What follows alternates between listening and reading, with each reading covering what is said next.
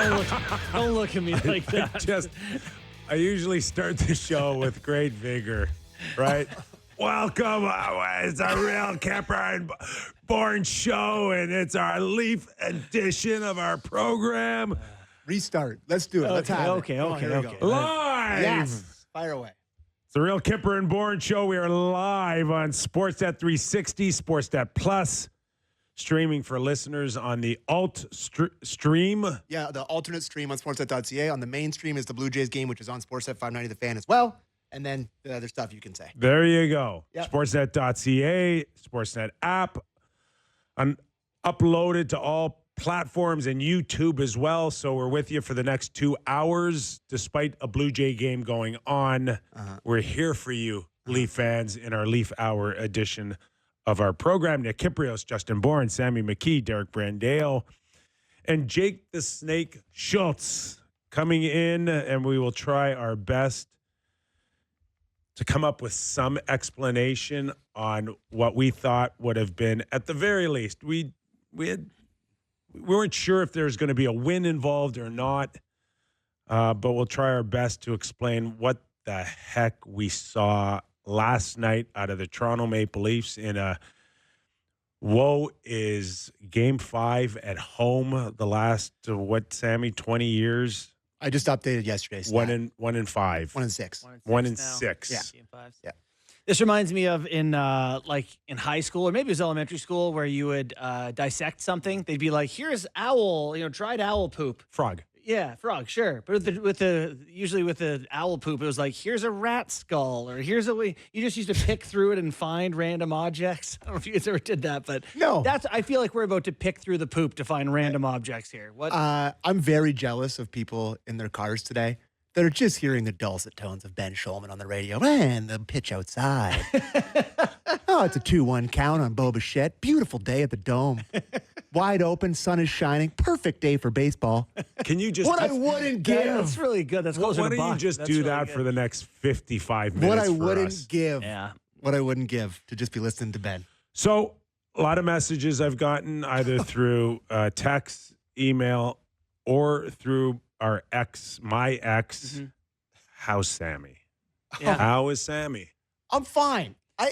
People are honestly acting like my wife left me. I had a death in the family. Like some very serious event happened to me. There's a lot of Leaf fans out there that can relate to those feelings. Like I steal my will to live. bingo. I walked into the building today. Yeah. And people are like legitimately walking on eggshells. Giving around me. you a wide berth. They're just like, hey, like our boss Ryan. Hey Sam, how are ya? Daniele, how's it going, bud? How are ya? Give me like do you want to generally. we want to make sure you're okay, though. In the grand scheme of things, I am okay. When Okay. it comes to my What favorite about the hockey, when it small comes scheme of when it things? comes to my favorite hockey team, I am far from okay. And that would be how I would answer the Yeah. question. Where are we right now? Because we could sit there as of yesterday and go, okay, can they win this game? We said, what if they win, Sammy? That was one of your favorite taglines. It's like, I said I was a little nervous because fork in the road, blah, blah, blah. What if they lose? Where are you for the next 2 games? Potential 2 games, hopefully 2 games if they lose. And you're like, well, what if they win? What if they win? And now where are we? Where are we in terms of what we saw and how we saw it? Justin? That was also a theme of yesterday was I believe I said at one point, I got to see how it looks. Oh, boy. Okay. Great start. Yeah. Great start. How did you see it? I mean, guys, let's just get into it, I guess. What a horrific disappointment. We set a lot of stakes yesterday about what hung in the balance based on that game and what it would mean with a win or a loss. And I actually thought we did a good job yesterday about, kind of building up to this. This is a moment that I think you might have called it the biggest game in 20 years for the franchise. 20, 25 years for sure. And so a quarter of a century, I said. for the team to be that heavily outplayed in the first period, I was shocked. And I know you weren't. And I know maybe I shouldn't have been shocked based on previous whatever. But I just thought at worst, they were going to give them a game, a run. We would see something. They would recognize what was in front of them. And so, Kip, I don't have the answer for why they played the way they played. And in particular, we are talking about Matthews and Marner. That's what a lot of the storyline has been about. The Stars. Yeah, the Stars. I don't have an answer for why it looked like that, but it looked like what it's looked like when it's looked bad. And I think that one broke some people last night. But they are who we thought they were. That's exactly correct. We let him off the hook. Which is really disappointing because we've spent 7 months telling everybody it's different. It feels different. But it is different everywhere else, which makes this more of a spotlight than it's been in the past. Cannot win with them. So here's what I'll say. I think for myself, I'll speak for myself, and maybe some Leaf fans can relate to this feeling.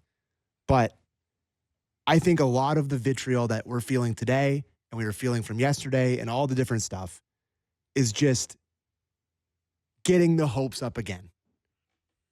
The excitement, letting ourselves get there again with this team and truly believing that, and I mean, I'll speak for myself.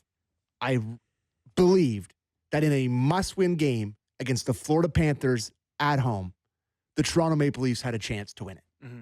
And I let myself believe. I let myself get excited. I let myself talk my friends into it. I was talking about it so much, excited, hopeful. What if they win?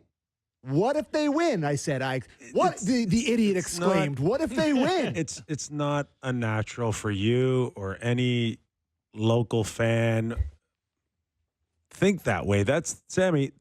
But when you play sports or watch sports, that's what you're supposed to do. It's a natural thing to feel like if I'm either participating or watching someone like a son or a daughter compete or your favorite team, Sammy, that's what you're supposed to do. So what happened, Kip? I mean, what do you see? I saw a team that's better than the Toronto Maple Leafs in every way. Mm-hmm. And the main reason why I picked Florida to win this series was the last regular season game that they played in Florida, mm-hmm. which looked exactly like last night. Mm-hmm. Exactly. And if this team, Florida, is on their game, they can beat you 5 different ways. Mm-hmm. But Kip, they're killed. Better. They're just better. Okay. They're just better. So they win 3-2, 4-2, 5-2, 6-1 at home, Kip? Yeah, there's character flaws with the Stars. That's it. Yeah. Okay. That's it. They are good players, if not great players. Yeah. They're just no good together. There's no chemistry, no passing, did that team look like they cared for each other last night? Or did they look like a bunch of individuals just looking for a raft to get them to shore? They were drowning out there as individuals. It's not a team look last night. No. It's not a close-knit Buddy, there was nothing team. Good. There was nothing good. You're right. Nothing. Didn't like in the most critical moment. Yeah. In the most critical moment. If you cannot rise at the most critical moment and look like a real team, then everything else has been a bit of a facade. I wrote something on sportsnet.ca today, which I'm pretty proud of. I think I put some effort into the one today and called The Absence of Greatness. I don't mean that I typically don't. Sorry, I meant that's why I chuckled. Extra above and beyond. Seems like a good day for a good one. Late into the night last night, just trying to, really put my finger on, these guys over the course of playoffs, Matthews and Marner, have not been bad, right? A lot of people have said a lot of things. Okay, you disagree with that? They haven't hit any high note. I agree. They've been okay, but they haven't hit that's a perfect way to note. Put it. It is. Perfect way to put it. But what so you just said. We're waiting. I actually used that exact phrase in the article, that they can't hit the high note. So when you look through all the great players in the league, Matthews, Marner, McDavid, Draisaitl, the Oilers, they have games, they have moments where they just say, it's on us tonight. Yes, the Oilers have been much better as a team in this playoff so far, but there's games where those guys are just the best guys. And McKinnon does that. Rantanen's had that moments. They've had the high note moments. Our whole game, our history has always been Best about players, the stars. high notes. Okay, high notes, best players. As a role player, as a player that was a very, very, very tiny piece of a Stanley Cup championship, we're just like fillers, man. We can just, and sometimes we can hold it. If they're not going, there's guys that can kind of buy them time. Nights. But then eventually they got to come back. Yes. And perform, or else it's over. Yeah. It's over. Every time I've walked into an NHL dressing room to get dressed, I know the guys that are going to have to help me look good. I can't ever hit their level. They are better than me. They're just gifted. Yes. They're gifted like I can never be gifted. Right. And if they're not going, I'm done. And I absolutely. And that's exactly how I feel about it. And then so I'm trying to describe last night in this article the absence of greatness. You're trying to, where are these moments where you say, and for us, there's no play where I go, well, why didn't you do this? But that's not on me to know. These are supposed to be, Matthews makes the most in the league. He's the captain of the team. Marner is going to make something commensurate to Matthews. They're all-stars. They're all that. We're told they're great. So both stars for their national teams. So you're the virtuosos. Yes. You're the ones who are supposed to be able to see something I can't and you can't, whatever. And it just doesn't come. No.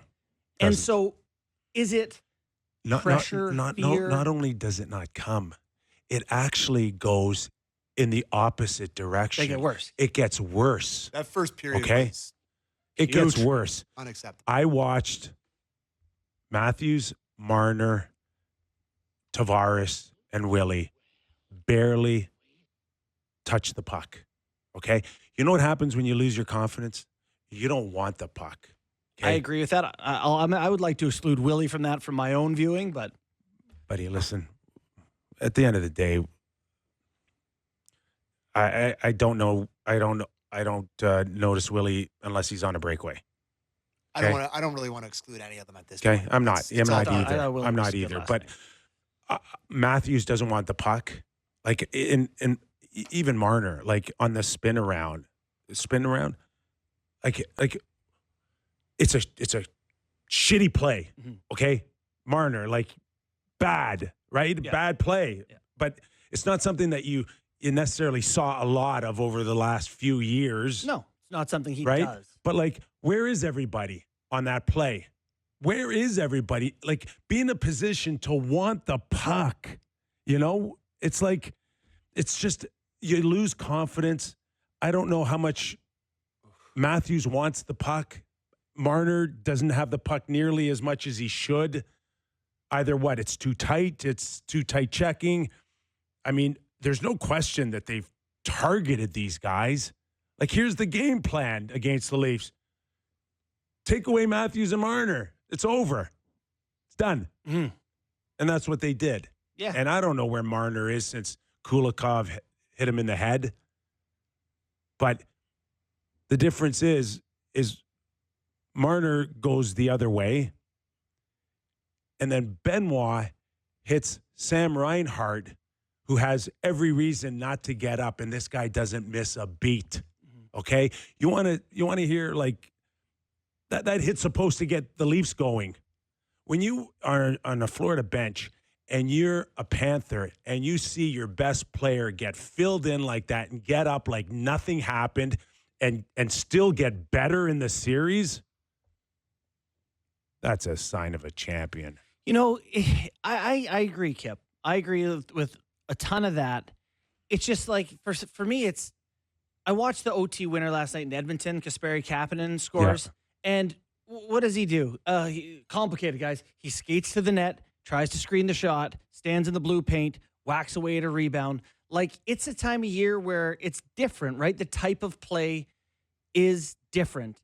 And I don't think necessarily that you have to be, mean, physical, tough, whatever, but you have to be. Barkov won a Stanley Cup as a captain. He gets 6 PIMs a year, but he's okay with going through guys. And I think you have to be accepting that this time of year, it's through, not around. And I see a couple guys who go around. Yeah, and that's just it, right? They're not. Marner physically cannot go through people. I look at Matthews at 6'3", 240 pounds, and I'm like, come on, bud. Sure, absolutely. You are a mule out there, and you have to be Barkov for the team. And he's not. There's no presence there. There was presence last night. That was the worst game I've maybe ever seen him play. I mean, the whole top line in the first period. I mean, the shots against, the chances against, the goals against, it was 1-0 after the first. Like, it's just for them as the quote unquote leadership group to set the tone, quote unquote, with that to start that tells me everything I need to know.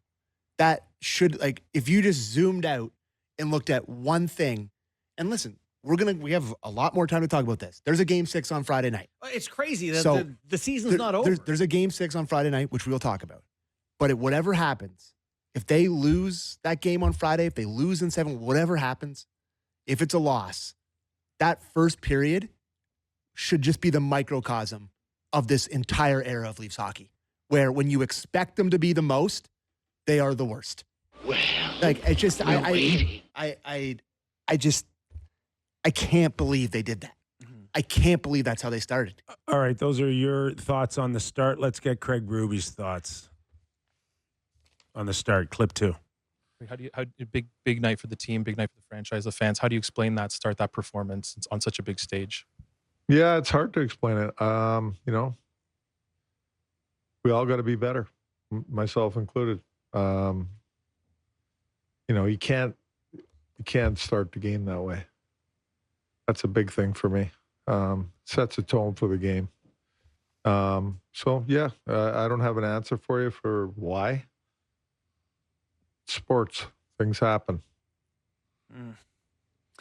Well, based on his consistency, talking to the media, you're not going to get anything else out of him. No. Well, that's life.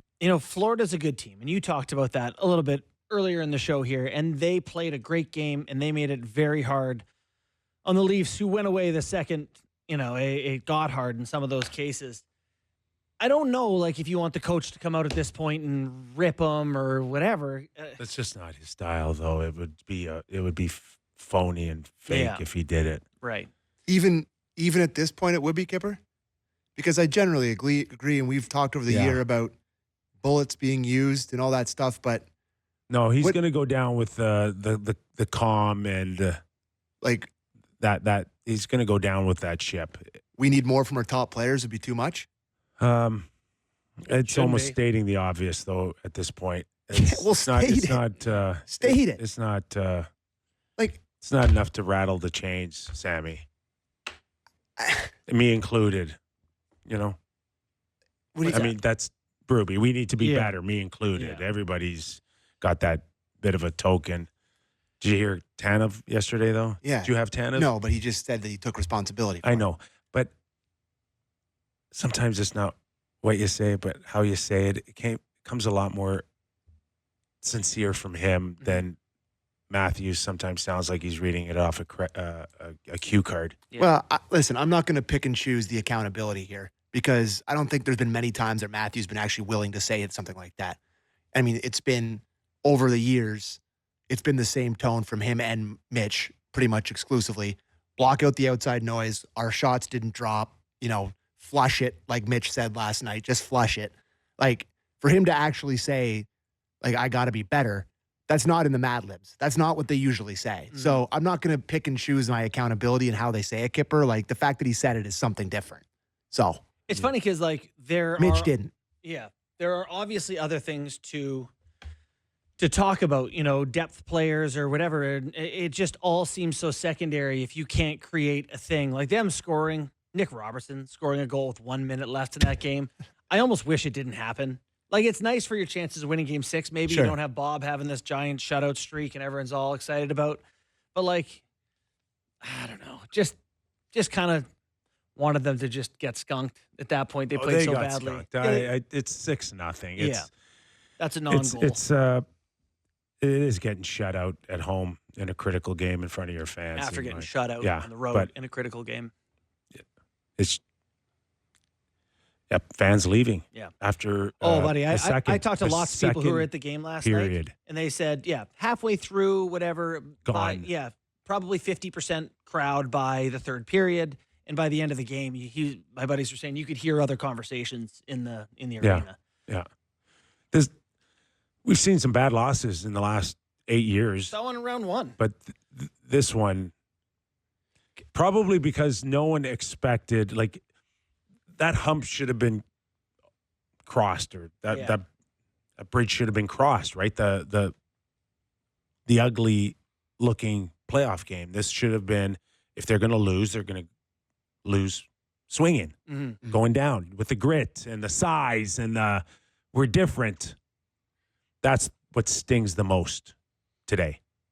Well, I would argue that they are. Like, I mean, everything that can be different is different, Kyper. Like, everything that they have. Except the results last night and Well, how yeah. they lost. Yeah. And That's the same. And your two top guys that are made the most in your team having the same 1,000-yard stare on the bench where they're just accepting their fate in a brutal game. I want people that want to win. Enough with the drops, Derek. Jesus. Sorry, but God. Anyways, it's just, they just don't look like they care as much as the other guys. And that's what kills me. They probably care.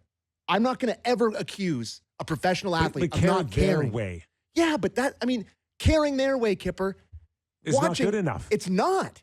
And that's what is so incredibly frustrating, trying to watch these guys in a game where we hyped up, biggest game of the 20 years, all the stakes, fork in the road, everything. Home ice. Biggest thing. Atlantic Division After getting winners. skunked. And for you to be losing 6-0 and still for some reason getting a consistent shift in that game, to not go over the boards and not look at someone funny, not mix in a cross check, not hammer somebody, not run the goalie. How can any Leaf fan have any feel of pride? Mm-hmm. They like the people in the fans that are booing, they're caring more. It's just, it was infuriating. And it almost makes me feel like I don't know, man. It's just the Panthers look like they want it and care so much more. And that's the difference to me. But I think that's Sorry. No, that's 10 out of 10 from you. I think it's very well said that But Why have they never been pissed off about getting embarrassed? Why, Kyper? Somebody explain it to me. Fundamentally, that's what we're talking about. That's the question. they're just not built that way. Like, They're Then, not. No, then it's build a house in I a different told you. city because I I'm sick told of it. you. I'm sick of it. Character flaw. Some of these, not everyone is hardwired to be that competitive, that cares about winning and losing to that degree. And it sounds, I hate saying that about anyone because you don't necessarily know what's going on behind closed doors in their personal lives, whatever. But the sample size is so big that they don't get the benefit of the doubt anymore. That you just have to assume that they like making a lot of money, like being famous, they're very good at hockey, and didn't grow up with I would fight my mom to win the Stanley Cup in the heart. Yep. It's tough to come to any other conclusion after all this. We do have some stuff from Berube on them. We should probably play it. Yep, we should. Let's play clip 4, please, on what Matthews and Marner need to do better. I juggled the lines a lot tonight. Did you see any different result? I don't think lines have anything to do with it. It's they're going against the Barkov line for the most part. And if you look at the matchup throughout the series, it's pretty tight. And it's, there's not going to be a lot of room out there. They're doing it. They've done a good job up till tonight of, doing a good job against that line. And that's part of their job. Like we all, I get it. Our top guys we need them to produce, but they've done a lot of good things up to this point. Tonight No, it wasn't a good game for anybody. Anybody. All of us, was not a good game. I think that's really well said. They got their lunch fed every which way. So And it may start with your best players, but go down the line here in terms of that roster, that third and fourth line, Greer, Nocheck, Boquist scored last night. Mhm. You see the way they go in like dogs on a bone. Second and third wave forechecks. Cycle. Don't give the puck up. Right from the get-go, boys. I know. And the Leafs, stretch passing, chip and chase, one and done. So, okay, spend 15, 20 minutes. Matthews, Marner, no good. Yeah. Willie, no good. But, your second, third, fourth line, no good. Your blue line, Chris Tanev's done, guys. He's done. He's I can't get hit anymore. He's barely got anything left in him. He's just going back, getting hammered, going back. Someone run if he some stood up interference out for of the bed guy. this morning, I'll put a surprise face on. I don't know how much more blood that guy's got to give to Florida. He's getting hammered. Killed every shift. Okay, goaltending, no good. I had a lot of faith in Wall. I was wrong. I was wrong. Not nowhere near mentally able to handle coming in for Stolars in this series.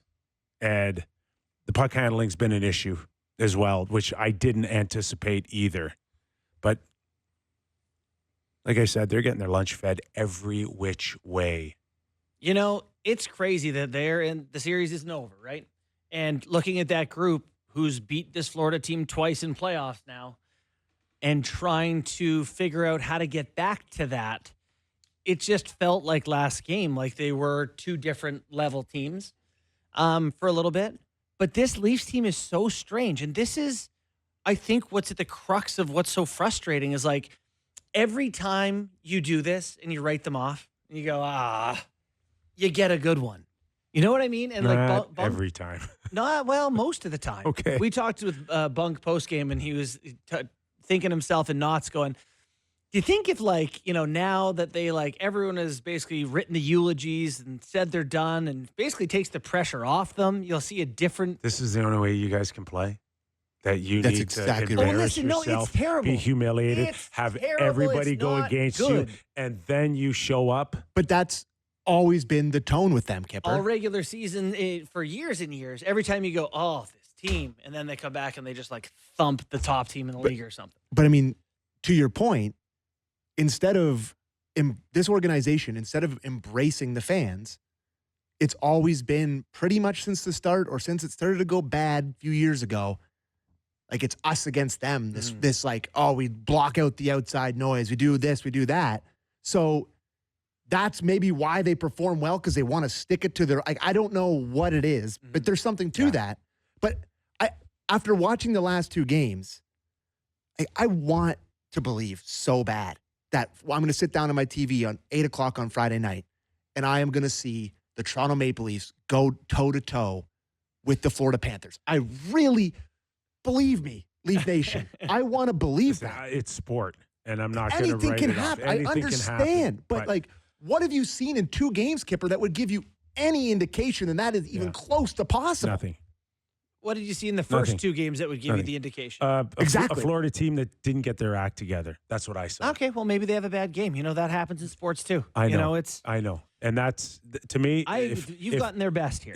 If Florida takes their foot off the gas pedal, if somehow, some way, the first three games, you can manage to get 2 goals on 6 shots on Bobrovsky, great. Yeah. But this Florida team's going to have to kind of roll over a little bit for the Leafs to bring this thing back to Game 7. Well, it kind of reminds me of back in Tigers prime when it'd be him and Rocco Mediate tied coming up 18. It was yeah, it's close, but one of them's clearly better. And if they play enough games, that'll sort itself out. That's kind of how it Boys, looks right now. That Florida blue line last night, like Mikko Makela. No, 6'6". who? Nico Makela was a real player. He played against my dad. Mikko Makela. No, Mikko Nikola. Nico Mikkola.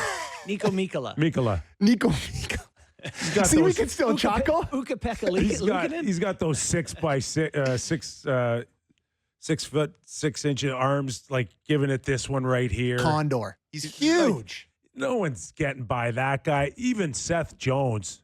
Like Seth Jones last night was a rock star for them. Yeah. Ekblad. Those guys came to play.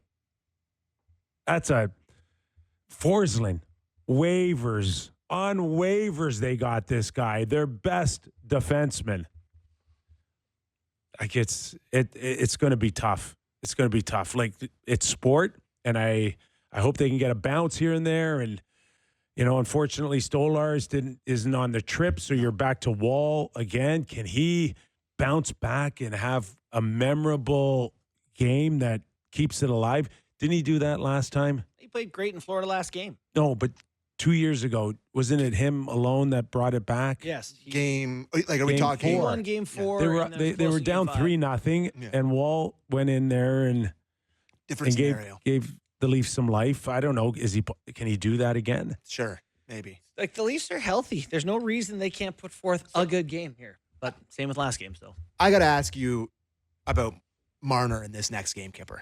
Because, listen, I've been on my X all day on Twitter reading about just all the reports coming out now. I see CJ, just stuff about, it's unlikely he's coming back, all this stuff. You've mentioned it. If they lose, unlikely coming back. You mentioned this yesterday, and I didn't let you go there because of what happened. Like, how does that not play a factor in Game 6? That we're already talking about, like, I mean, it's been talked about all year, but it's coming to a head here that, like, oh, maybe he's not coming back. And he's doing whirling dervish passes up the middle that end up in the back of the net, no support, whatever. But, like, there's got to be part of him. It's human nature that's like, they go down 2 goals. It's Colorado watch. Like, that you just don't want to do it anymore. Oh, I think they're either going to win or get killed. Like, I'm concerned about that as a Leaf fan, where, like, I'm never going to accuse somebody of quitting or not trying, but, like, mentally, how do you get over that hump? Sammy, there's been how long has there been unrestricted free agency? But it's different with this situation, Kyper. Well, it's different because it's your favorite team, and it's okay? It's the Tavares most popular team in the world. Tavares did it. Other UFA guys have done it. Organizations have gone through this. Yes. The bed was made a long time ago. Yeah. Okay, with the Leafs and Marner, I'm playing it out. I'm not coming back. Well, what's going on behind the scenes? Do you want to stay here? Do you not want to stay here? Is it money? Is it not money? Like, all of this this is going on since September, Sammy. You can't just bring it into Game 6 and then you snap your fingers and go, oh, wait a minute. You playing your contract out is an issue going into Game 6. I mean, he got asked after the game last night if it was going to be his final home game. Like, it's a story. What's he supposed to say? No, he didn't say anything. He said the right thing. I'm just saying that. Yes, it's a factor. It's a big factor. It is a factor, and it's been a factor for other guys that have left. And, hey, just deal with it. The only thing that's changed in this conversation is, if it looks like that in Game 6 and they lose, would they want him back at a number, around what he wants? I think they would have made him an offer for. They lose. You can't bring him back. No way.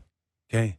Can't bring him back. It's over. It's over. It's over. It strikes me as a kid who's from here, who just had a baby. Like, he probably wants to stay, I don't know, near family and stuff. I can't imagine he wouldn't want to. This should have been addressed a long time ago. This is not time for a Marner conversation, but it is no, it's not a relevant for Marner Game 6. conversation, but it is a conversation that we're going to have. And at this point, you're right. I mean, no sense doing it now, but like, this didn't sneak up on anybody. So, but it's coming to a head. And that's why it's talked about.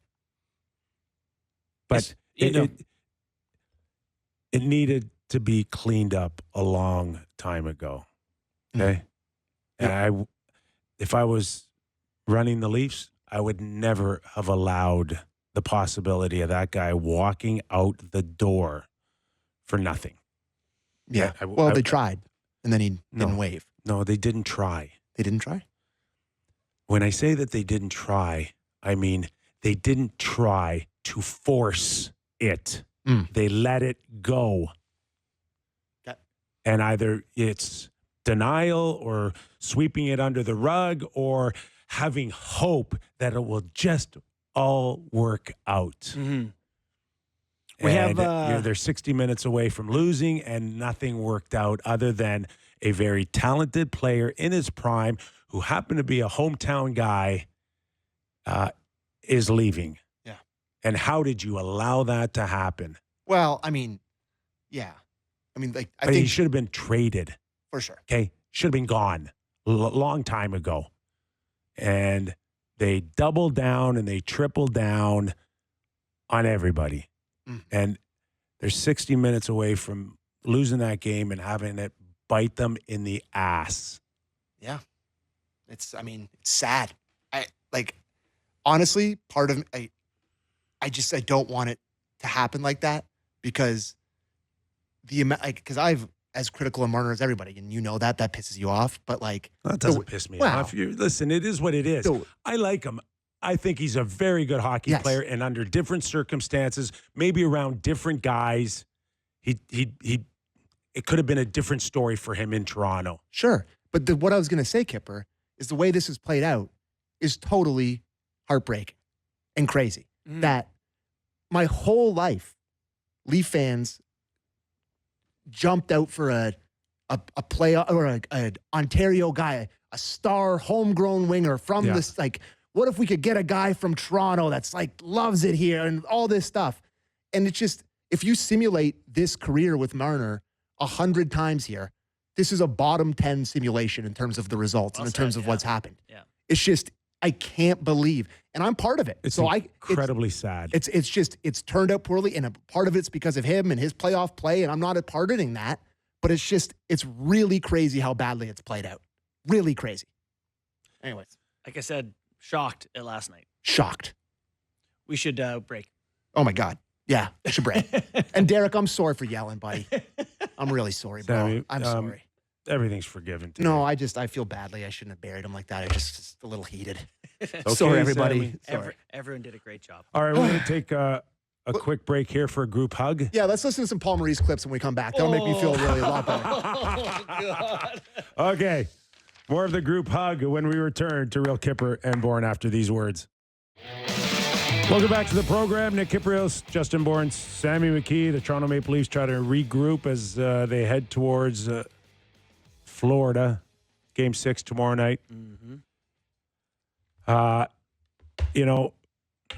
As an athlete, JB, you've experienced this as well.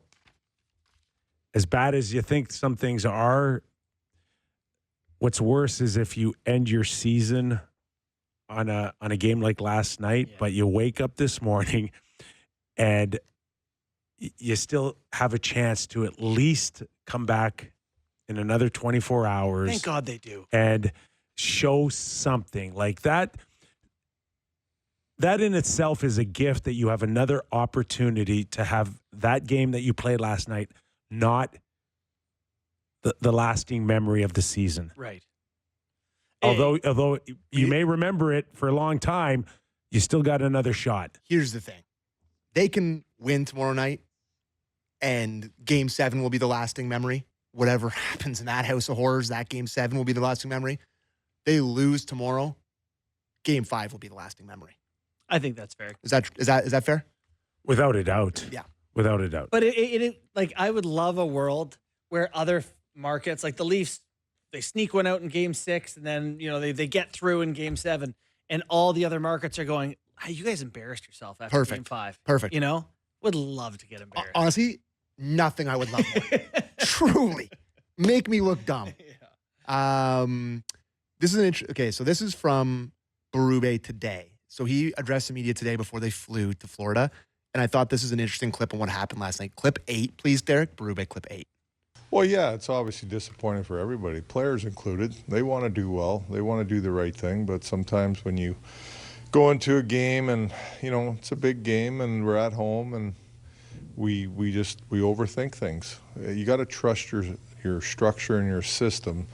So then that takes care of the thinking, and then it's just about plan, like we know what type of series it is, and it's been a good series. We, the first 4 games were competitive. We were skating, we were physical, we were puck battles, all that stuff.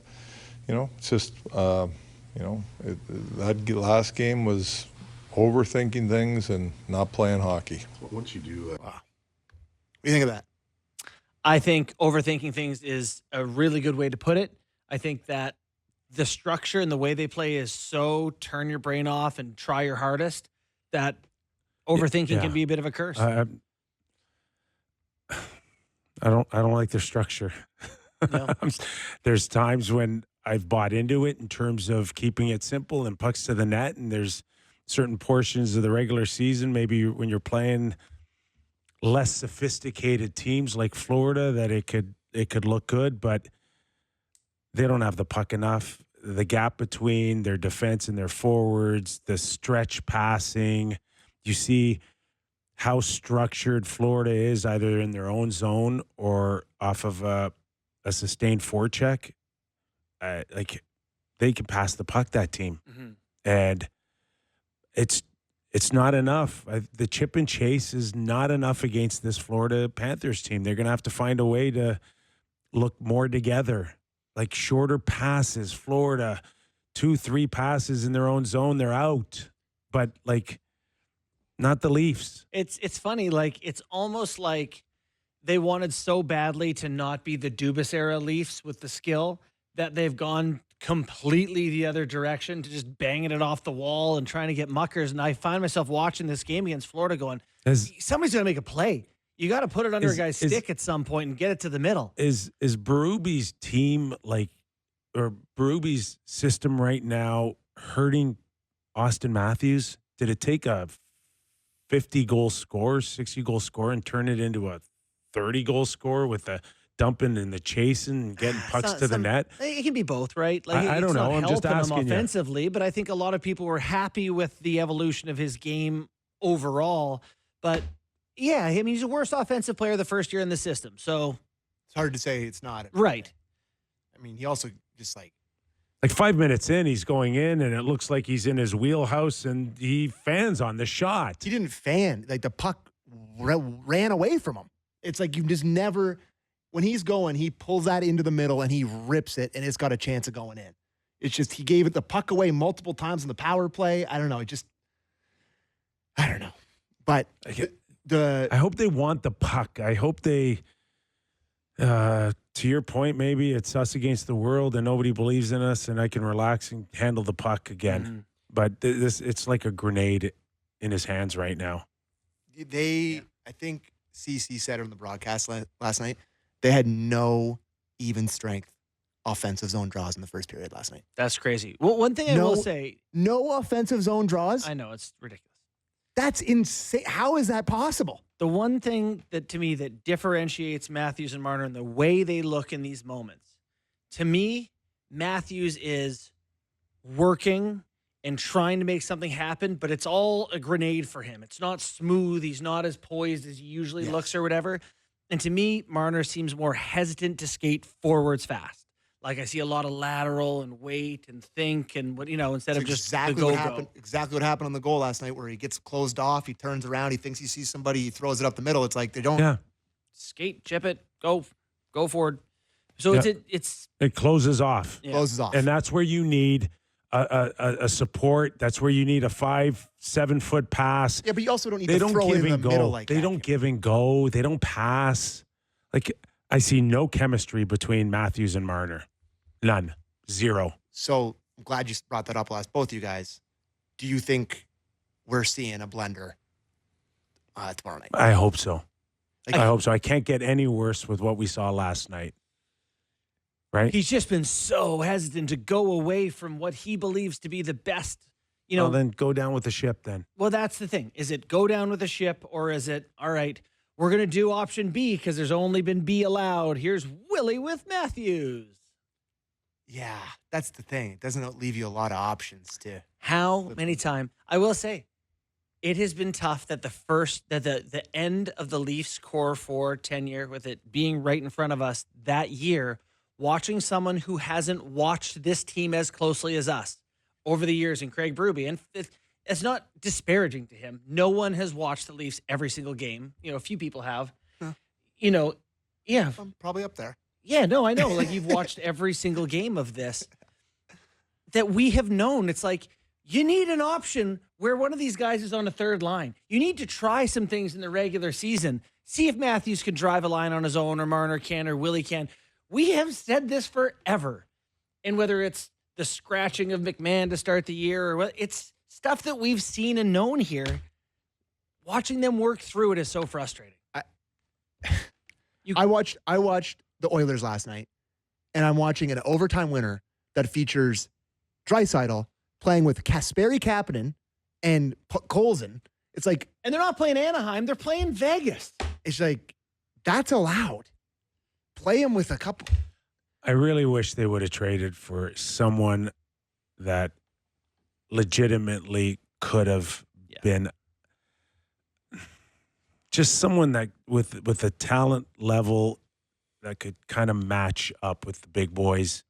And Lawton has not disappointed me. I've actually really liked him. He's got a presence out there. He ripped one off the post which I can last say night. is more than Austin for me. He's got a bigger presence last night than your captain and the highest paid guy in the league. Think about that for a second. He's encouraging having him for next year. But he I can't. like him. But he's He's not going to help you on the other side. They needed to trade for a guy that could at least look like a legit top 4 or 5 forward. It also kills me, Kip, that they didn't ever give him a moment to play on the wing with Matthews and Marner, or Nylander and Tavares, or I just because he has a presence and he can shoot it in the net. No, he can't shoot it in the net. Well, he can't.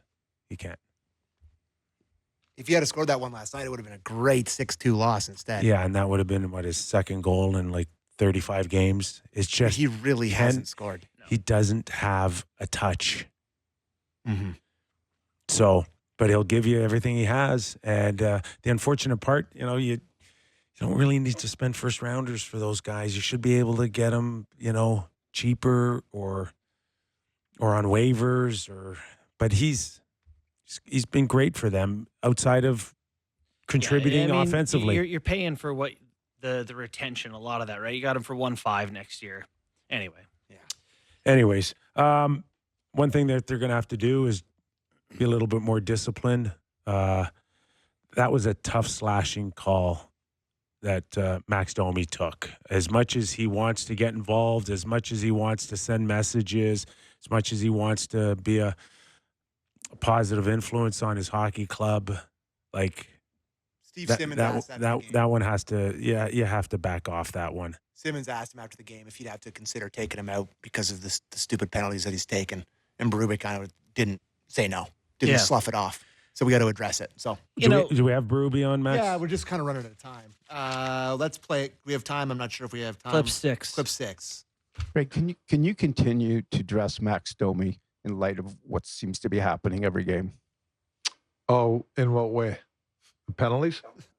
Yeah. No, it's definitely an issue that we got to talk about and discuss and figure out what we're going to do there. Yeah. There you go. That was 3-0 at that point, and everyone on the rink was watching him slash Tkachuk in the arm. Oh, my God.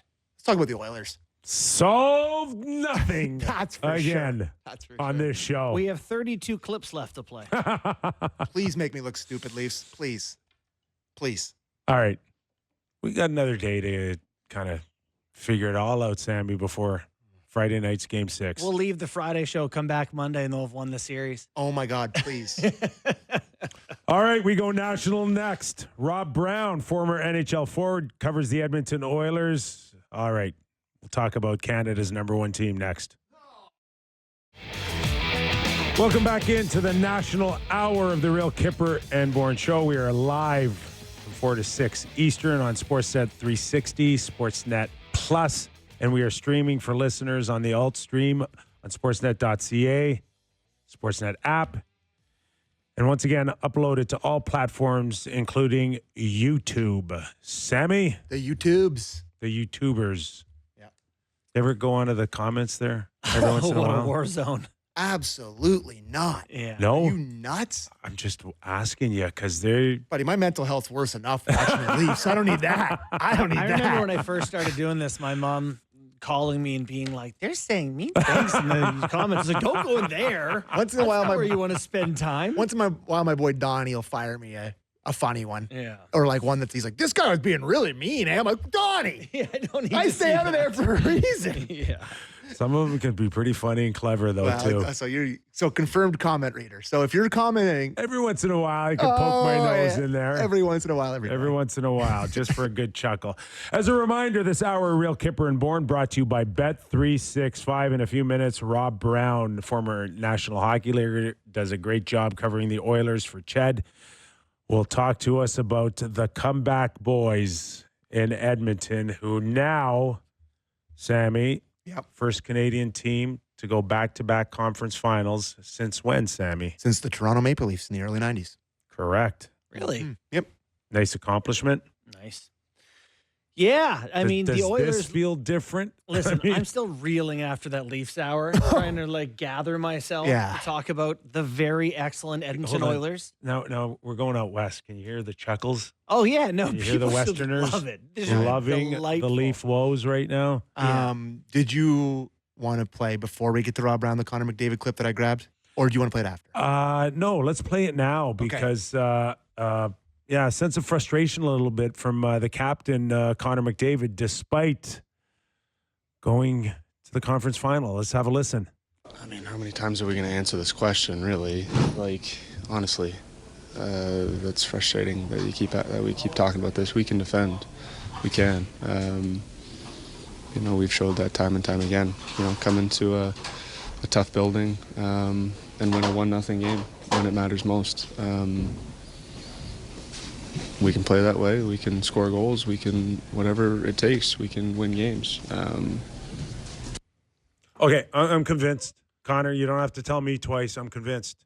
Against LA last night, 1-0 on the road.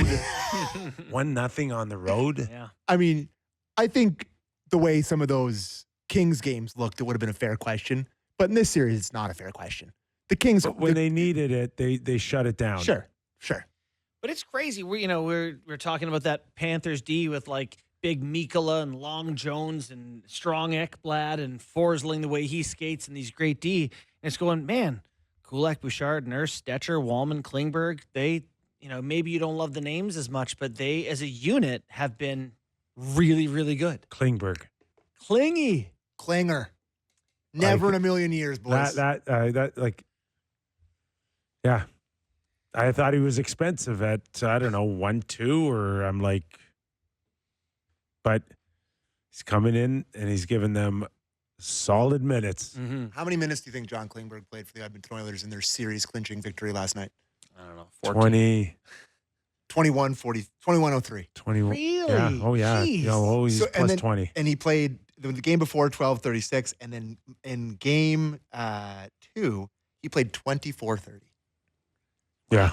He's pivoting those hips out there, boys. They're those looking. hips are firing. Yeah. They've been resurfaced. It's a and bionic man. ready to go. Kapanen, Oh, Yeah. the hero Good this for time around. That's Kapanen. the beauty of these playoffs. Hey, you could be a forgotten guy and then Watch what he does. score one goal. To the net front, screen, try to get a tip, go to the blue paint, stop, dig.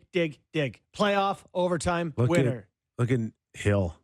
Just no shot. There's a soup sandwich in there. Yeah. Kapanen actually misses the first swipe and keeps going. He looked all road hockey goalie right there. Look at Aiden Hill. Oh, what a feeling. Like not the pad. The pad's not even. It's in the net. Yeah. Kapanen's had a circus of a run here, team to team and trying to find his footing. Couple clutch goals for him in his career. He scored a double overtime winner for the Leafs last time they went to double overtime. Yeah, backdoor from Brian Boyle. Yeah, Yeah. scored a World Juniors clinching goal for Finland. That's right. Scored the overtime winner against Russia, I believe. So He's had a knack of scoring these overtime winners. He's fast. He's strong. He can shoot. Yeah. He does a lot of things good, which is why Yeah. it's frustrating that they don't get that all the time. No Mark Stone, too. That's a That's a big blow. game changer. He's a captain. Vegas hitting a bit of a fork in the road themselves where, kind of some of their stars aging out. And, Well, that's just it. Now, all of a sudden, people are saying Vegas too old. well, Stone can't really stay in the lineup. And I guess Eichel's still a good age. But, when they were so successful, it was Marchessault and William Karlsson and Riley Smith. And their D's still good, but Petrangelo's not getting younger. I love Hanifin. Vegas for no other reason than they put so much pressure on other teams around the National Hockey League to get it's embarrassing, first of all, Yeah, it's like, for why a can't you trade lot for of that other guy? organizations to have watched Vegas go to a final in their first year and then win a Stanley Cup mere years later. And it's like, good on them. They have they may have the highest bar Yeah. out of any team in terms of the expectations out of Kelly McCrimmon and George McPhee to want to win every year and then be crushed when they don't. And all that praise, Like and the they're Oilers dismissed them. They're waking up today shocked that they're out of the playoffs right now. We got Brownie. That is the great mindset. All right, from one great mindset to another, let's go to Rob Brown, who might have some time off now, depending on if series get closed out or not. But Oilers could have themselves a nice rest here, Brownie, on what wasn't really expected, a fairly short series against Vegas. How did you see it play out? Well, I am pretty excited about having the long weekend off. It's been tough. We get all the late games out here, so you get late games. It goes into overtime, going to bed at 2 a.m, then up the next morning on the ice. So I am so excited it went short. I thought the Oilers would win the series. But I did think it was in 7. I didn't think they could win it this early. Having said that, all the games were close, and the Oilers just seemed to find, as you guys were just talking about, clutch players came at big moments.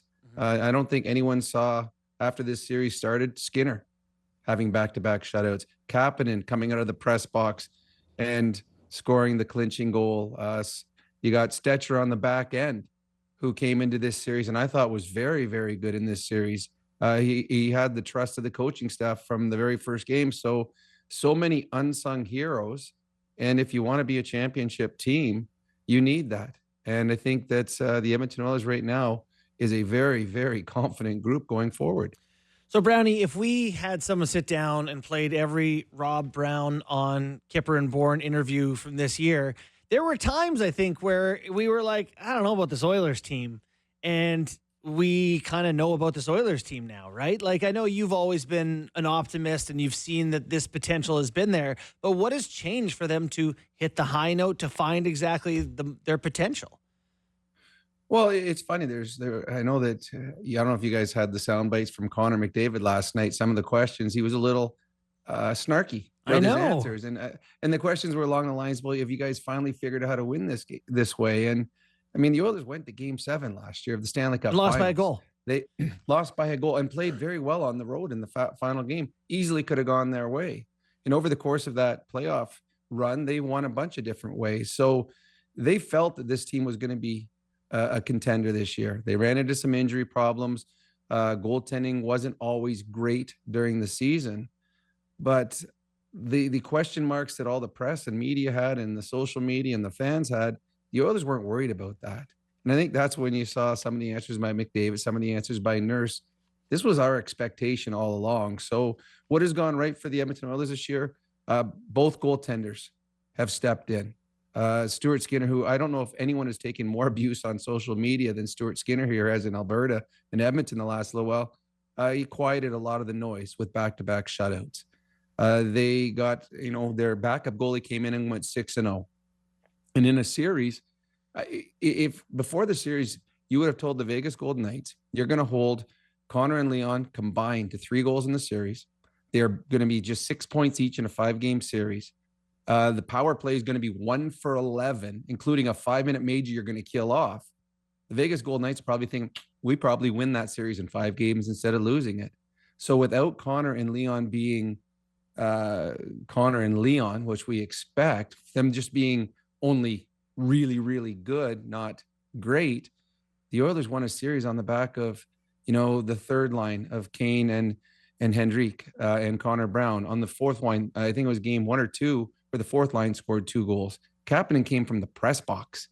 And he was, so really, he was the 14th forward, because Jeff Skinner played ahead of him. He's the 14th forward. His first game back after sitting 9 games, he's playing with a guy that could win the MVP this year in Leon Draisaitl. So he goes from 14th forward to playing with Leon, helps shut down Jack Eichel in game 4, and then scores the game winner in overtime. So they've just got contributions all throughout their lineup. And this team is deep. This team is talented. They can win a 7-6 game. They can win a 1-0 game. And right now they're just brimming with confidence, and they should. You're watching and listening to Rob Brown, former NHL forward, covering the Edmonton Oilers for Ched. So you can talk about players going from kind of goats to heroes, and same thing sometimes with management in terms of the decisions that they make that ultimately we can all question, and then they find a way to turn out. And Trent Frederick to me was one of those guys where I'll be the first to admit, well, how could you trade for a guy hurt, and where's his value, and when is he gonna be worth the price that you paid? Evander Kane, we weren't even sure if he was going to find his way in the lineup at all, necessarily make an impact. And both those guys have completely changed the look, in my opinion, anyways.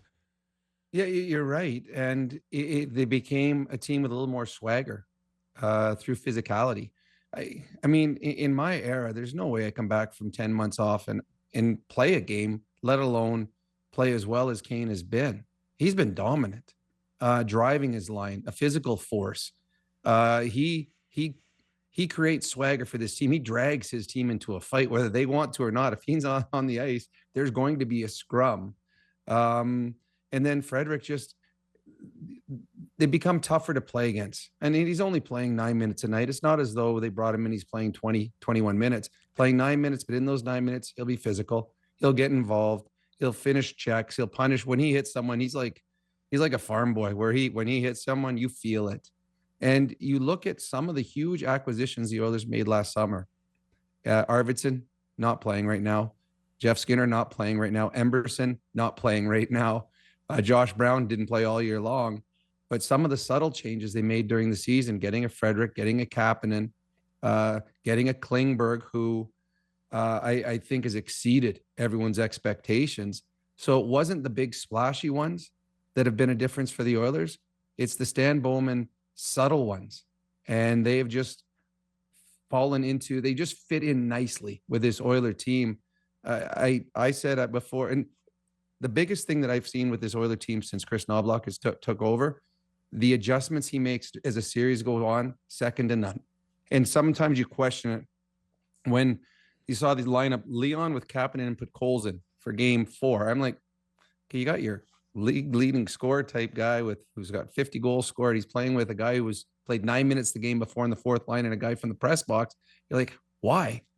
Yeah, well, they shut out Eichel, and then the next night they scored the game-winning goal. So Knobloch and the coaching staff is as good as any, if not better, than any other coaching staff when it comes to adjustments during the series. And the last 1, 2, 6 series are proof of that. So with all the goaltending questions, the Pickard injury ends up kind of working out. Like they get to give Skinner has a rest. He gets to come back in, and now he kind of looks like the best version of himself. And I would say good Skinner is a very good goalie, and he looks confident. He does. He wasn't blocking pucks. He was swallowing pucks last game, and he just laser focused. And he had to block out a lot of noise, because when Pickard went down with injury here, the social media was huge, and there was this big, huge sigh. Oh my goodness, we can't win with Skinner. But they keep forgetting that Skinner took them to Game 7 last year and was great in Game 7. And when Skinner is on his game, very little movement. He's not flailing around. He's set for the shot. He's reading the play.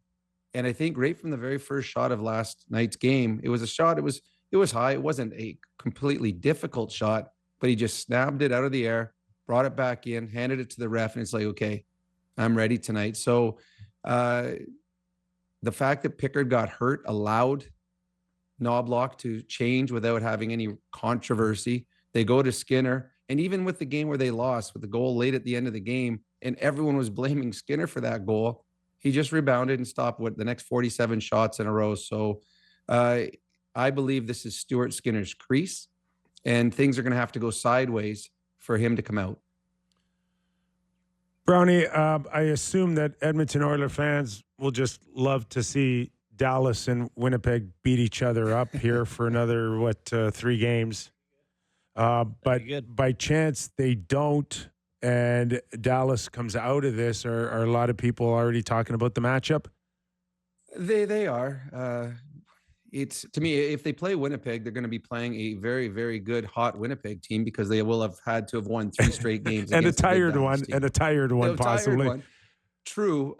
Winnipeg, to me, I think is the more physical of the two teams, and that will be how they will come in and play against Edmonton. But I agree. I think Dallas is probably winning the series. What Dallas has is a fantastic goaltender. I've watched a couple of the games. Audiger has been excellent. I think Winnipeg and Dallas have been pretty even in a lot of the games, but Dallas's goaltending has been better. The difference between this year's Dallas team and the team that the Oilers beat last year is this team this year has a superstar. You know, they got a lot of really good players in Dallas. They had a lot of great ones last year, but they got Rantanen now.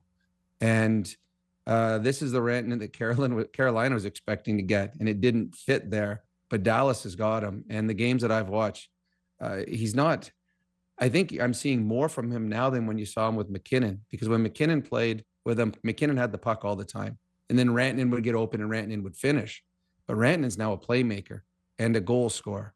And he's a big man that you can't push around. So they will challenge the Oilers. They are deep. They got good defense.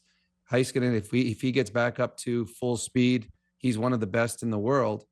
But again, as what I said with you guys last time, I have a really hard time betting against Connor and Leon. And if it's Dallas, I still believe the Edmonton Oilers are the team that's going to come out at the end. You mentioned earlier the adjustments Knobloch makes. You know, here in Toronto, we're watching a Leafs team that keeps kind of banging their head against the wall with the same lines, the same structure, and just believing that their best will be good enough at some point. How large are the changes that Knobloch is making in these series? Or is it substantial from game to game? Oh, it's substantial when you think of the lineup. Like Leon Draisaitl, who to me, I have him in the top 3 in the world. And I think this year might have been the best player in the National Hockey League. And in game 4 against a very, very good Vegas Golden Knights team, his line mates were Podkolzin, who had played on the 4th line the previous number of games, and Kapanen, who was in the press box for 9 straight games. And that's who you just put out with Leon Draisaitl, who could win the MVP. And I'm like, I don't know about that. Yet the line worked. And it's Knobloch could figure that out. He put Stetcher in, who'd sat for the first, I think, 9 games as well. An undersized defenseman playing against a big Vegas Golden Knights team. And Stetcher came in and was excellent. He was able to get out of trouble because of his speed of both his feet and the speed of his brain. He thinks the game well. Putting in the midst of games, all of a sudden he's decided, okay, here's a face-off. This is who I want out there. And just everything seems to work for him. I think the biggest thing for the Oilers is in the past, when things would go sideways, they would get frustrated and at times would take undisciplined penalties. I think with Knobloch, you have a very calming influence in the dressing room and on the bench. And I think they've taken his demeanor as part of their identity now.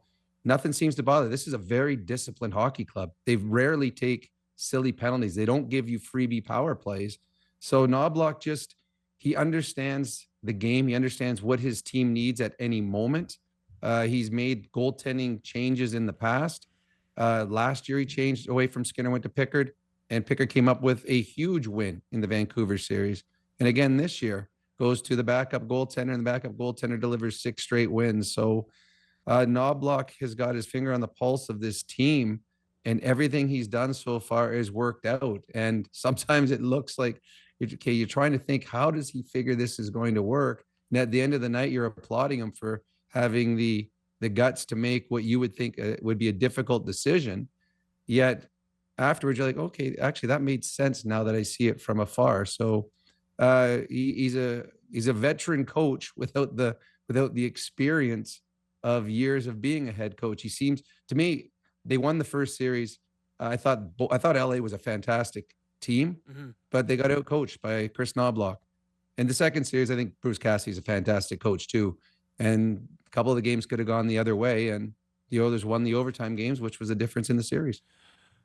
Brownie, we know that in Dallas, Miro Heiskanen comes in and gives like that organization a shot on the arm, coming back with the thought that they got their number one guy back. What would Ekholm do for Edmonton, and how early do you think we could see him in a potential conference final? It would be huge. There was a lot of people that didn't think the Oilers would get out of the first round without Ekholm. Yeah, he's that good. I'd be one. I'm raising my hand, Brownie. He's that good, Kyper. Like, seriously, he is that good. He's a guy that when things are going sideways in a hockey game, okay, let's get Ekholm out there. He will settle the team down. You put him out first minute of game, last minute of periods, any important situation, he's on the ice. And he gets the job done time and time again. So having him come back, it will be huge. It just gives you're adding your number one or two defenseman to a defense that has already played really, really well. You're going to see him in the third round. I don't know when. I mean, they have been really quiet other than saying he's skating lightly. He hasn't skated, I believe, with the team yet. It's on his own. This is a huge advantage, having all these days off before the series starts. It's just a longer stretch for him to get ready. I would hope and I would think that when he comes back, he will be a 20-minute-a-night guy plus. I don't think they will bring him back a minute earlier than they need to or want to.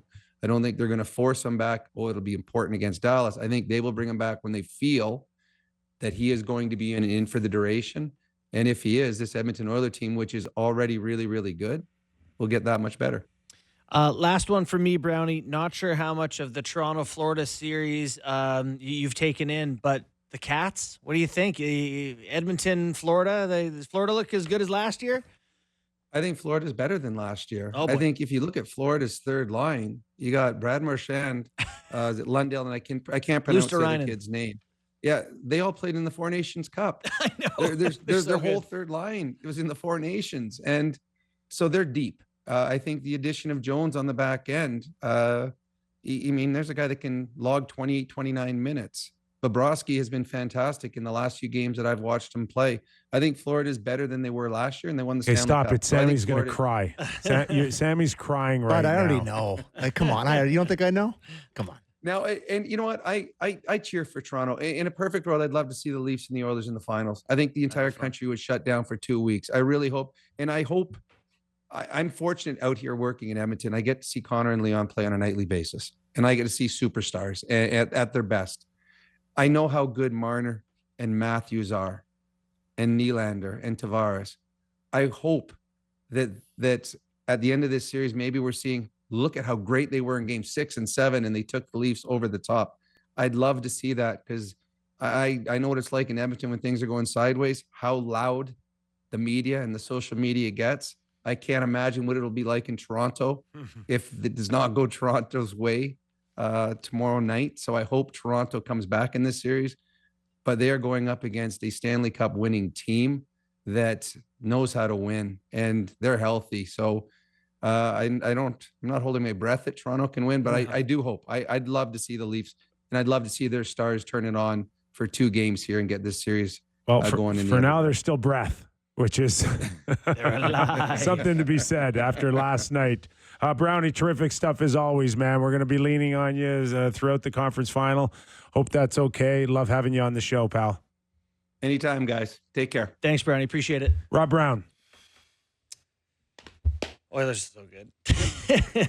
Yeah, this is here's the difference between them and last year is there's a real feel that Connor and Leon don't have to win it for them every night. And what do you think the value is of having been there, been through it, know what it takes now? They've seen it right to the bitter end. Yeah. They know what's ahead of them. They just took care of Vegas in 5. That's no small thing to rest up for a week while Dallas is. They're hoping for Winnipeg to just lay the. They are dying for a Winnipeg win tonight. They're going, we need a win while you have Shen, Stanley, Lowry, all these guys doing their thing. Absolutely.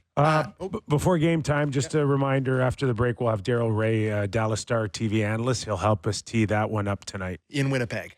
So he's there getting ready for a big game tonight. Game time? Game time, baby. It's game time presented by Bet365. Visit the app for latest odds and find out why it's never ordinary at Bet365. Must be 19 plus. Ontario only. Please play responsibly. So I just wanted to quickly bring up the series odds for the Florida Panthers and the Toronto Maple Leafs. So I'm quickly doing it here. What you're not going to be able to. What's your guess for the series odds? Like for the Leafs to win the second round, plus 600. They are plus 525 to win the series. The Florida Panthers, if you want to bet on them, they are minus 750. Whoa. And okay. How do you really feel? That is nasty. I will give Bet365 or beloved Bet365 credit where I was making fun of them and I was saying the Leafs are disrespected and they are heavy favorites. The Panthers are heavy favorites all the way through. Never let me get a good price on my happiness hedge. Never got to do it. And now you look at it, it's like, God, it's almost like they got this figured out. I'll tell you what, I watched 10 minutes of that game last night and immediately went and bet the Leafs to score 0 goals in the game. Oh, my God, really? Plus you 600. lost money when Nicky Robertson throws in the backhand of the minute left. It cost me like $100. No. So like, come on. Well, I bet like 10. The odds were massive that they would get a goal. So I got great odds and plus 800 or 900. So yeah, Leafs huge underdogs as they've been all series. So I mean, you can't expect to win as such big underdogs. What are we so upset about? And two games on the ice tonight, both on Sportsnet, of course. Carolina looking to end the Washington Capitals season. They are big favorites, minus 165 as they've been all series long. We also made fun of them for that. So maybe Bet365 knows more than us. And the Dallas Stars are in Winnipeg. Winnipeg, big favorites tonight, minus 130 on the money line. Come on, Jets, come on. Stars plus 110. I would love to watch more of this series. Give me a Jets win tonight, minus 130. Come on, Jets. Jets talk. Go, Jets, go. You got this tonight. So, anyways, that was game time presented by Bet365. Visit the app for latest odds and find out why it's ever ordinary at Bet365. Must be 19 plus. Ontario only. Please play responsibly. All right, let's take a quick break. And as we mentioned earlier, Daryl Reaugh, Dallas Stars TV analyst, will join us right around the corner after these words. More Real Kyper and Bourne coming up next.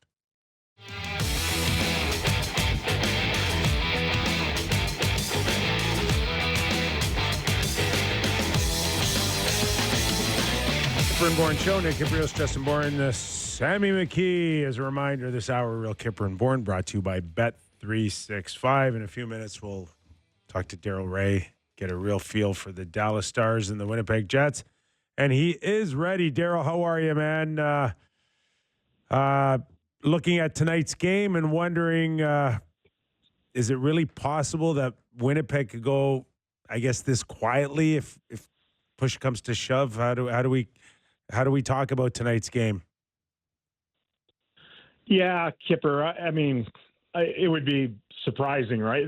I'm sure they're hell bent on trotting out the same game that they did in Game 2, which was what they'd done throughout the regular season against the Stars, especially in their building, where they just don't give up anything. They build a lead. They, all the things that made them the best team in the regular season in the entire league.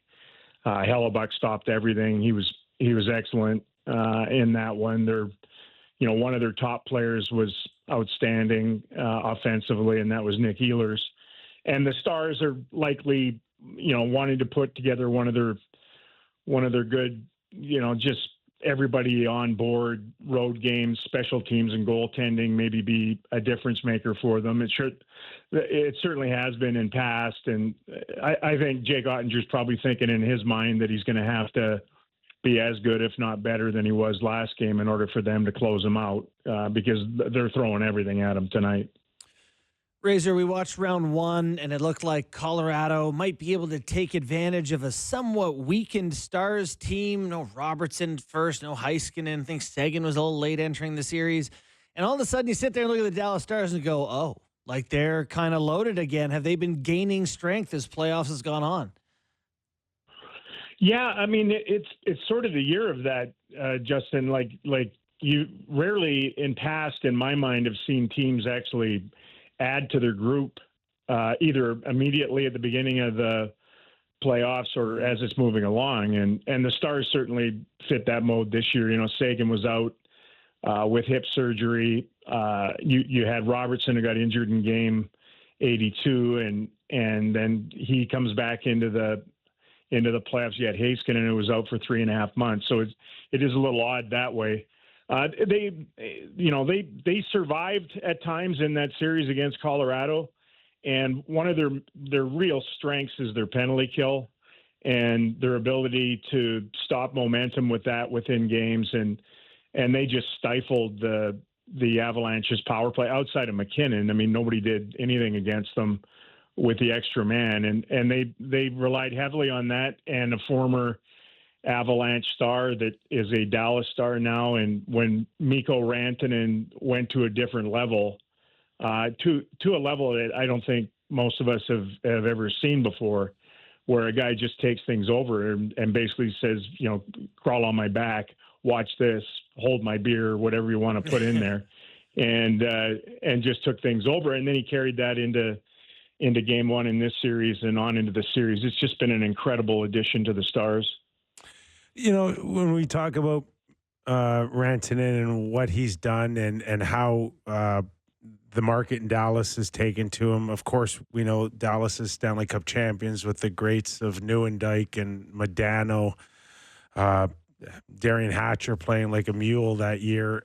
How does that compare to, you know, what Dallas Star fans are seeing with this new wave led by Rantanen?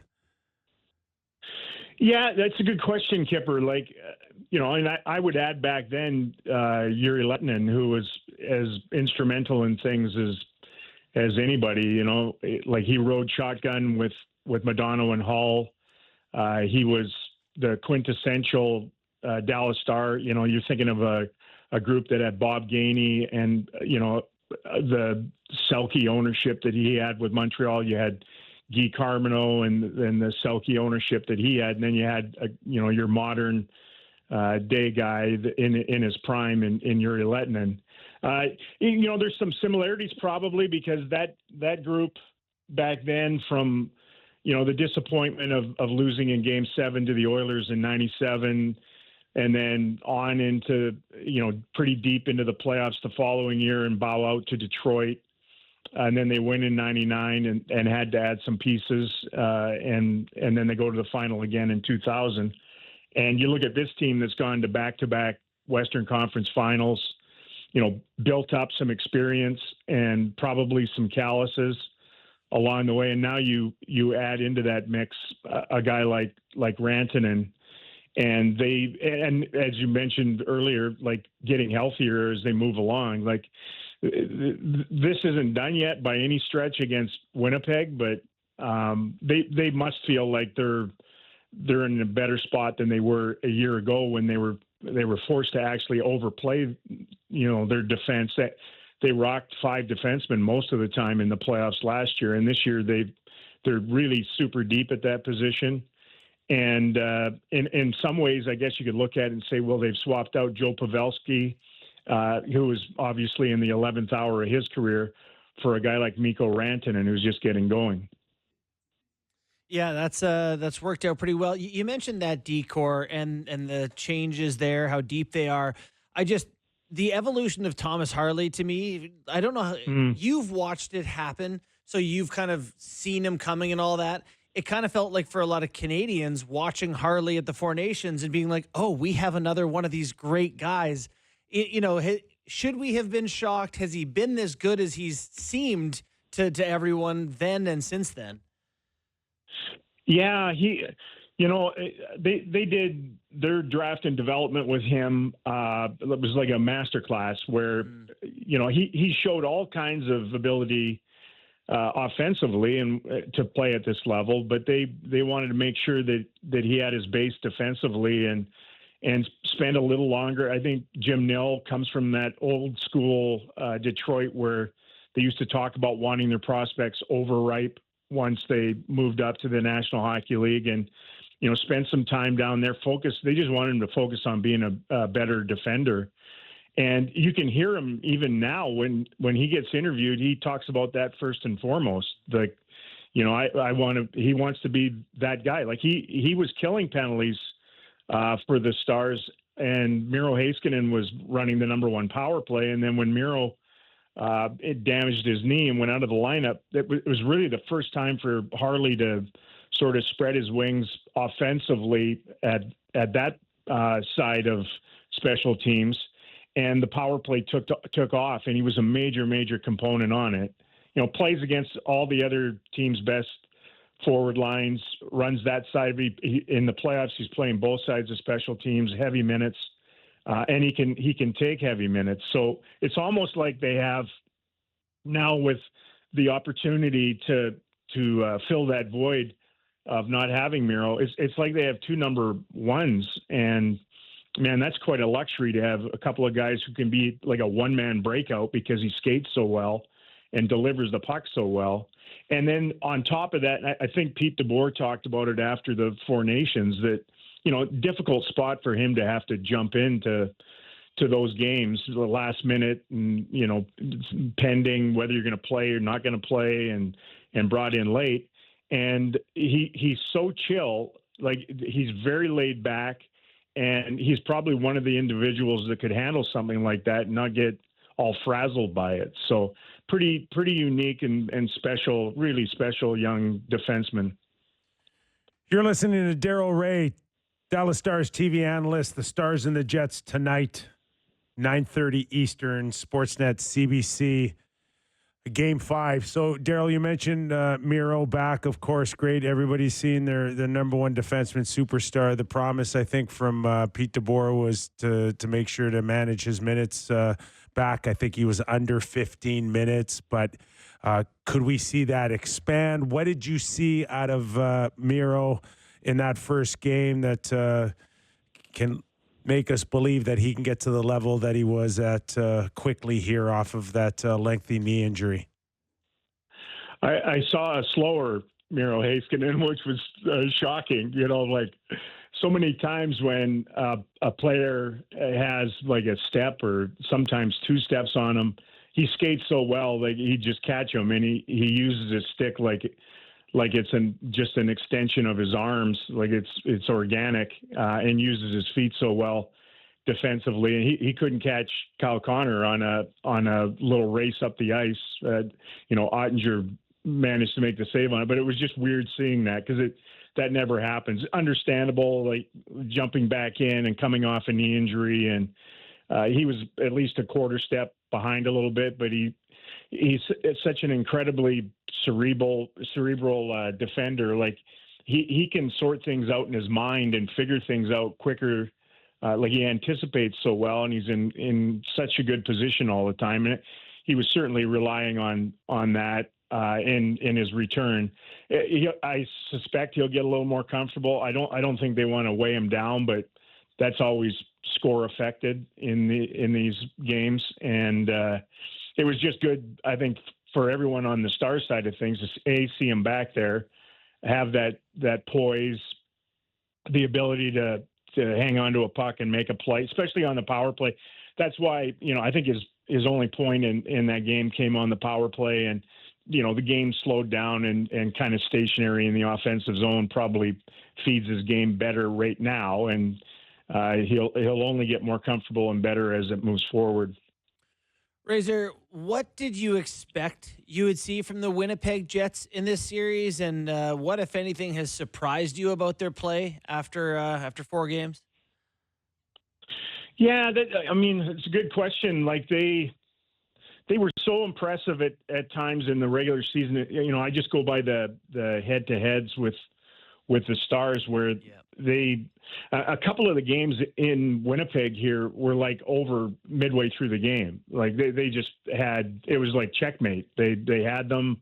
The Stars couldn't get going. They wouldn't allow them to get going. There's such a terrific team with a lead.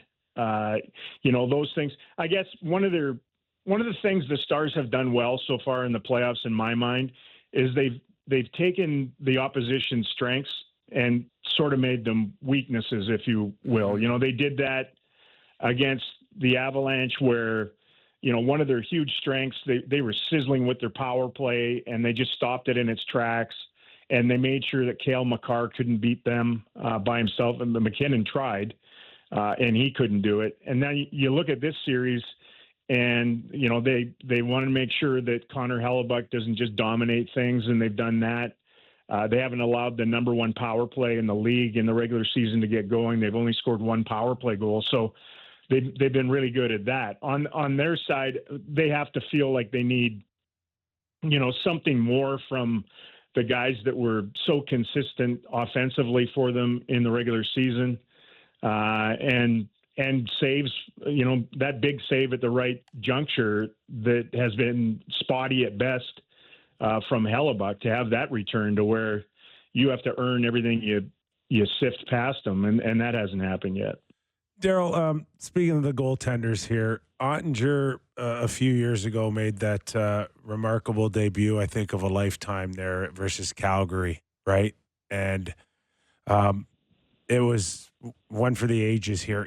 Is there some thought that Ottinger can hit that type of level again here? And not to get ahead of ourselves, but if you're going to play this Edmonton Oilers team now, man, it's almost going to – Dallas may need that type of goaltending that Ottinger provided in a Game 7 versus Calgary a few years ago. Is there confidence that he can hit that high note? I think I saw something on social media that this is actually the anniversary of that Game 7. Wow. Against this date. Yeah, what a debut. He almost beat him by himself. Like that was a massive advantage on the Flame side offensively, and he had them all bunged up. Oh boy, did he with ever. his brilliance. Definitely. I'm always a firm believer in if guys do it once, they can do it again. You know, and he's a more mature guy, obviously, now with a ton of playoff experience, where, you know, when you watch him, like last game, the Jets were the better team, but he's so good and comfortable at reading when to get out and attack guys and cut angles, when to stay back. I think that's probably the maturity of a netminder, just getting more comfortable in pretty uncomfortable situations, I would think, with all that traffic and, you know, high-end guys coming around. And he just looks placid back there. At least he did last game. I suspect they're going to, you know, send bodies and vulcanized rubber at him repeatedly tonight and try to test him a little more. But like his rebound control, all the mature things at that position, he's been really good at.